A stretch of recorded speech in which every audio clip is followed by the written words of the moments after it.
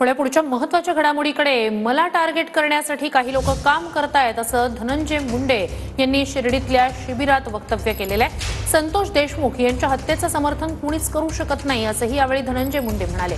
ज्यांनी हत्या केली त्यांना फाशीवर लटकवलं पाहिजे असंही धनंजय मुंडे म्हणाले। मला टार्गेट करण्यासाठी काही लोक काम करतायत, धनंजय मुंडेंचं विधान।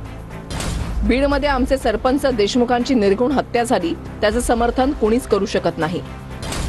हत्या करणाऱ्यांना फाशीवर लटकवलं पाहिजे असं धनंजय मुंडेंनी म्हटलंय।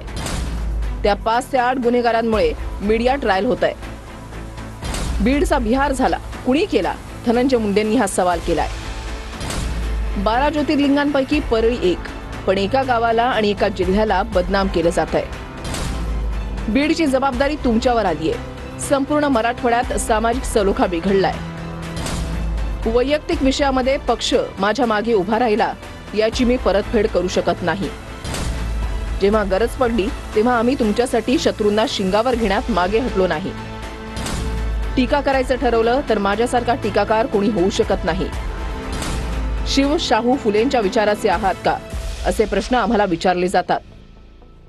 माझी एवढीच विनंती आहे सर्वांनाच की ठीक आहे, मला बदनाम करायचंय करा, आणखीन कुणाला बदनाम करायचंय करा, पण कृपा करून माझ्या बीड जिल्ह्याला, बीड जिल्ह्याच्या मातीला द्वादश पंचम स्थान असलेलं 12 ज्योतिर्लिंगापैकी 5वं स्थान हे वैद्यनाथाचं आहे। त्या वैद्यनाथ नगरीला बदनाम करू नका, हीच माझी या निमित्तानं विनंती आहे। बदनामी होतच नाही, हे आका पॅटर्नची बदनामी आहे।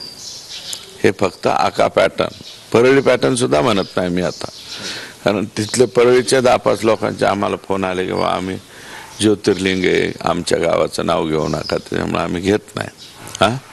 परंतु आका पॅटर्नची बदनामी आम्ही करत राहणार। जर आम्हाला तुमच्याकडे उत्तर असतील तर उत्तर द्या, आम्ही उत्तर घ्यायला तयार।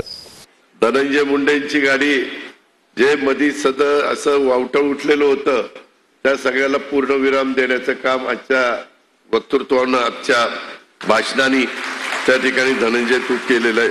विधानसभेच्या अगोदरचं हे स्टेटमेंट आहे माझं की ज्या वेळेस माझ्या विरोधामध्ये मला अभिमन्यूसारखं घेरायचा प्रयत्न करतात, पण त्यांना माहित नाही की मी धनंजय हे अर्जुनाचं एका नावापैकी एक नाव आहे।